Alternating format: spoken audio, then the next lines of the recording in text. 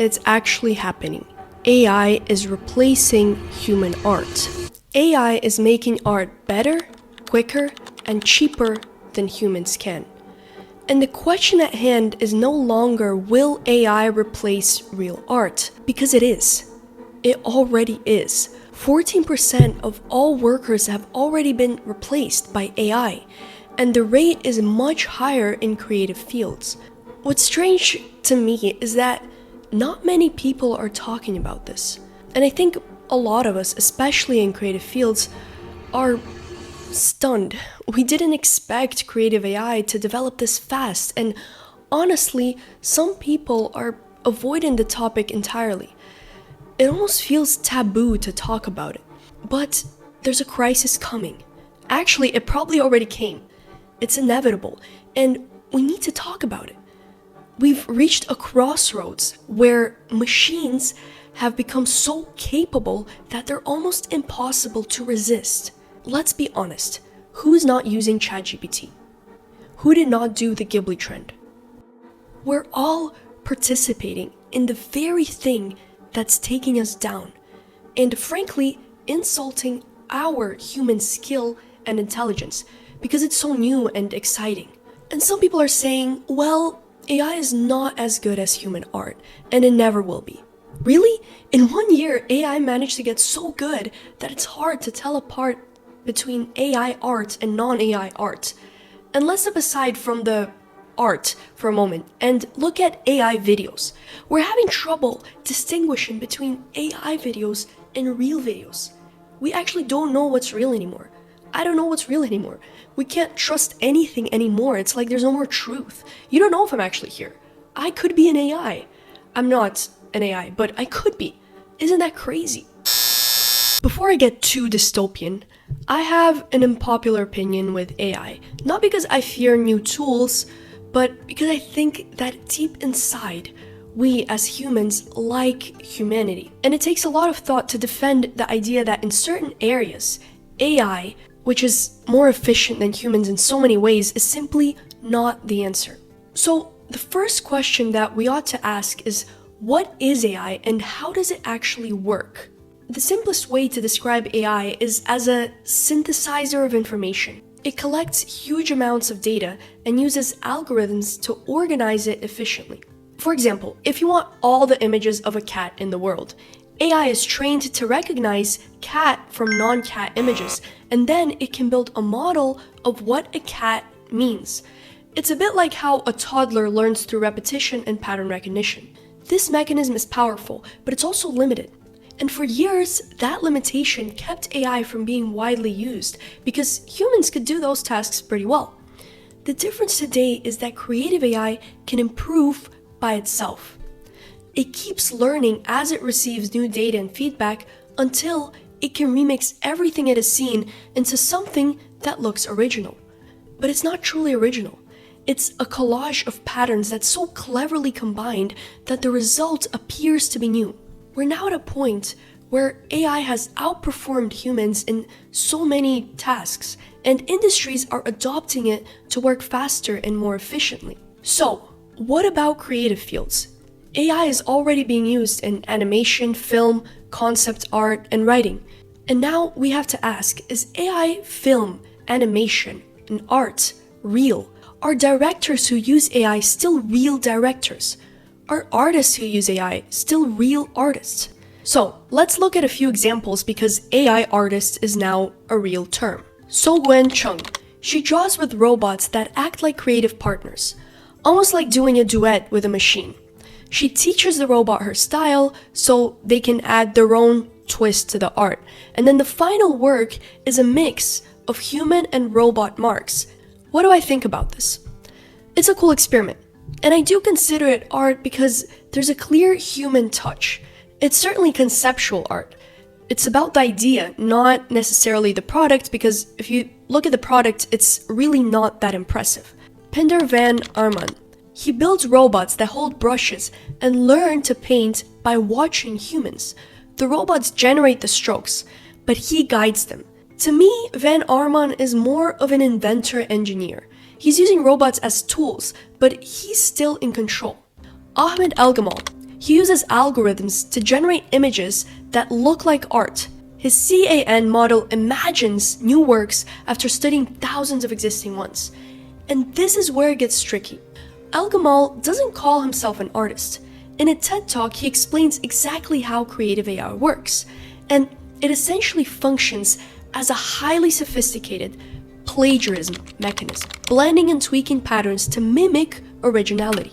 Now, why is it acceptable for me as a human to replicate artistic style, but it's unethical when AI does the same? The core issue is not the style replication, but how it's done. When AI replicates an artistic style, it lacks the original artist's consent, and it can be used to exploit the artist financially. If a human artist mimics his style, they're still limited by time and skill, so they don't necessarily flood the market. AI-generated art can instantly mass-produce artworks in a given style, undermining the artist's ability to make a living. This creates an imbalance where corporations and individuals using AI can profit from the artist's unique style without the artist's consent. AI has already made its way into the art world, not only through the Ghibli filter and commercial art, but into galleries. I recently saw an AI-generated piece featured at the Royal Academy of Arts. This artist incorporated AI-generated elements in her work and said that her goal is to challenge the authenticity of photography because photographs are never real, because they're always taken from a certain perspective and idealized. And that, I think, is very tricky. Justifying the use of AI in your work with the phrase "photographs are never real" is misleading and manipulative. The fact that photographs are taken from unique perspectives does not subtract from their realness. Reality can be shown from many individual perspectives. AI, on the other hand, is plagiarism and should not be presented in art galleries as a unique and creative image. This was my response to the post. 65 people liked it. This just shows that people don't like AI. There's a resistance, this feeling that you can't treat it just as another tool for art. And the counter argument is always, but artists already use tools. Are digital artists not real artists? Of course they are. Tools are fine, but creative AI is different. It doesn't just help you express your ideas. It can think and execute on its own. You're handing over both the concept and the creation. We've never had a tool that could outrun humans in imagination and output. And that brings us to the real question. What actually makes someone an artist? Is it the skill, the concept, the emotion? Artists have questioned this for centuries. Andy Warhol famously refused to sign some of his works because he didn't personally make them. He had assistants at his factory make them. But he wasn't the first. Bernini and many other artists throughout history had studios full of apprentices who executed their ideas. Even today, artists like Kehinde Wiley develop the concepts, but their studios carry out much of the painting. Yet we still call them the artist. Why? Maybe the real issue isn't the execution. Maybe it's the intention. Maybe it's the motivation behind the work that defines what art truly is. And to understand that, we have to look at why AI art exists in the first place. It comes from the same driving force that fueled the industrialization, the desire for efficiency, quicker, cheaper, more. In essence, our capitalist mindset. That's the real problem. We've subjected art, something deeply human, meant for self-expression, something that has nothing to do with money, to the same metrics as business and productivity. It's not even about money anymore. It's about our obsession with output, our need to do everything faster. We watch videos on double speed. We chase 10 times productivity. We've built a world that values efficiency above all else, and AI is inevitably a result of that mindset. But art was never meant to be efficient. Maybe commercial art can benefit from speed and scale, but real art thrives on slowness, imperfection, individuality, and our humanity. So the question is not, will AI remove art? It's, will we allow our obsession with efficiency to erase what makes art real, which is our humanity? We like that. We like the artist. We like the fact that art is human. Oftentimes, we like the artist more than the art. We'll buy the art because of the artist. So honestly, I think that the danger is not that AI will outpaint or outwrite us, but that we'll start accepting what it makes as enough. That we forget why art matters in the first place. Because if you think about it, art is useless. It doesn't have any utility. One of my subscribers commented this: all art is overrated, including what as a culture we consider the great masterpieces. Oscar Wilde wrote that all art is quite useless. No work of art ever saved a sick child, or fed a starving person, or ended a war. What we like about art is the story behind it, the lived experience that it emerged from, the emotion, the struggle. AI doesn't have any of that. It can't feel or experience anything. It can only imitate it. And if we let that imitation replace the real thing, we lose something that's far more valuable than our jobs. We lose what makes us human. And we need to be clear, AI is not creating art, it's creating the illusion of art. And the more we accept that illusion, the further we drift from the very thing that art was meant to protect, which is our humanity. We have learned to value output more than the process. And art is so much about the process. Art tells us so much about the artist. We don't value the process of making art anymore. We only value the product. And in a way, because of this, we've let machines decide what's valuable. And I'm not here to be anti-capitalist. I'm not anti-capitalist.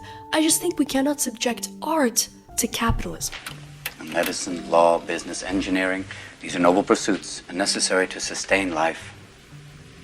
But poetry, beauty, romance, love, these are what we stay alive for.